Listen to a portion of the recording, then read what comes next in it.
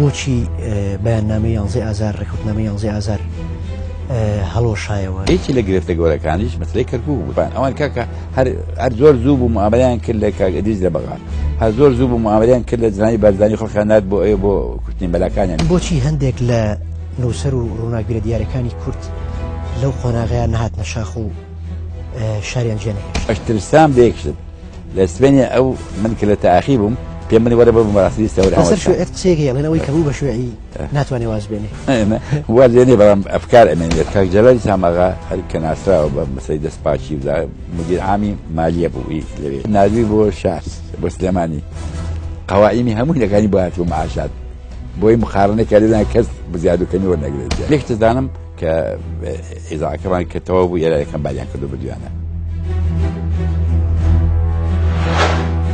ڕوودا و مێژوو شەوی سێشەممە کاتژمێر 8:05